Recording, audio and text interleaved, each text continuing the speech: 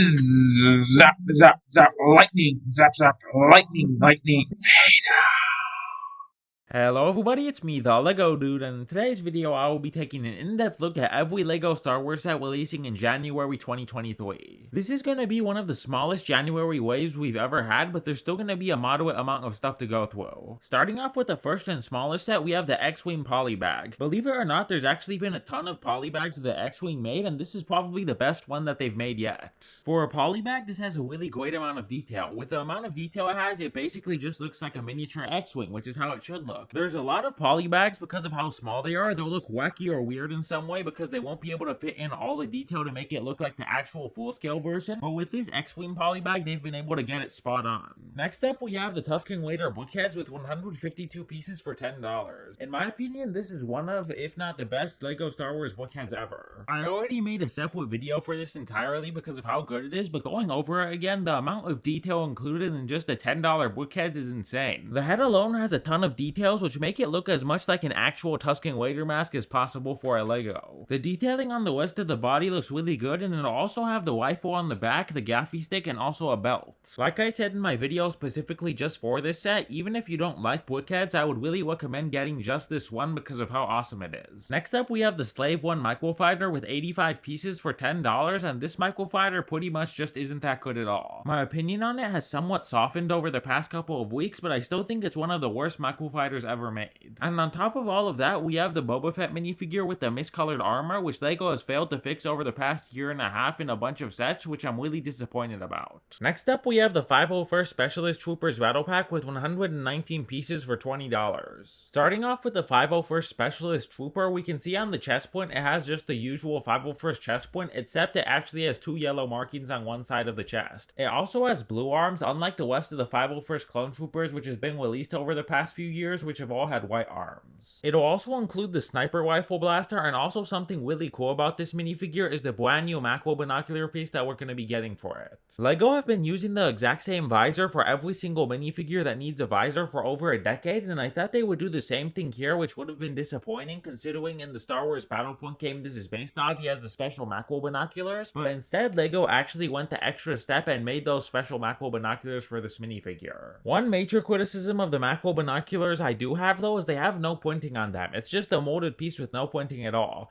This makes it look unfinished and just like a prototype, but as we can tell from some people who've already done reviews on this set, this is the finished product of what the macro binocular looks like. It's still amazing that they made this brand new macro binocular piece, and I'm not complaining that much, but this still is a pretty big flaw with this, and I hope that they would fix this next time that they use the macro binocular piece for a clone trooper sometime in the future. Next up, we have the 501st Officer. The 501st Officer is going to have a pointed waist cape, which I'm really disappointed about because this pretty much confirms that Lego have just completely veered away from having the actual physical waist capes. Lego was using the actual physical waist capes for a long time and they looked really good on the minifigures, but now they've shifted to the pointed waist capes, which just don't look good at all. The 501st Officer will have the standard torso point and white arms, except on the torso he'll have a pointed belt. He'll have the normal 501st helmet and he'll also have a rangefinder. Something that you might notice on the box is that it's advertised as a rangefinder fitting into the lower set of holes, which looks a lot cooler, but in actuality it's actually in that super high set of holes, making it look kind of weird.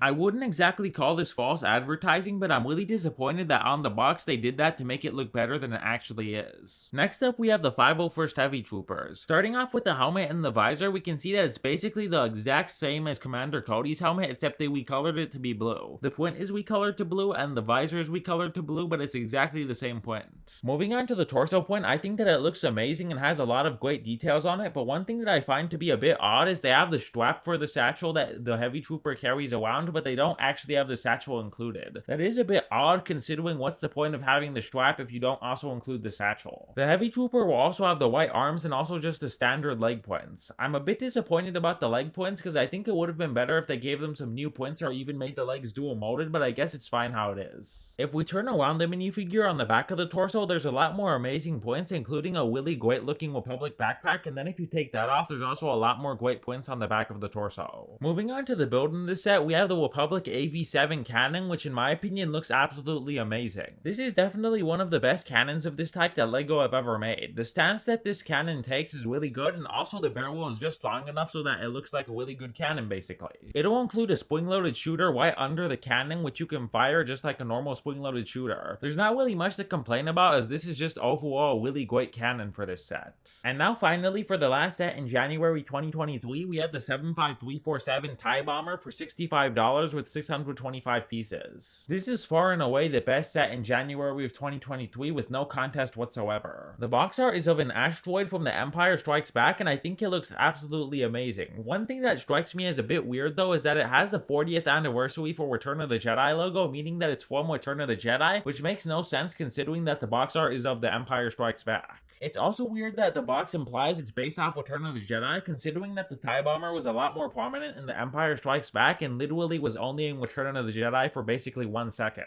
The back of the box basically confirms this, with the TIE Bomber being in the hangar it was in when it showed up in Return of the Jedi for 1 second.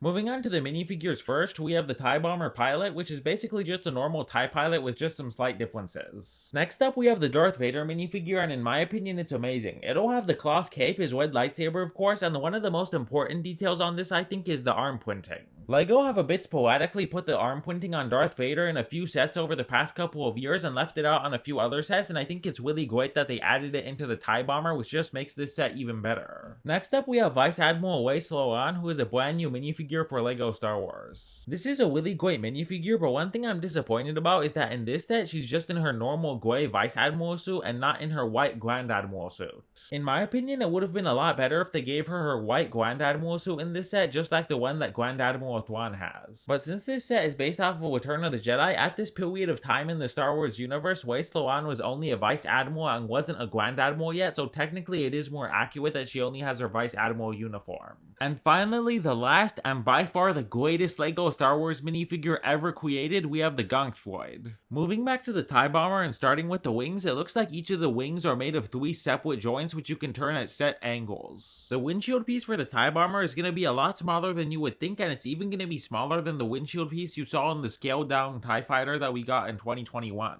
It'll also include some green stud shooters that you can see in between the 2 major parts of it.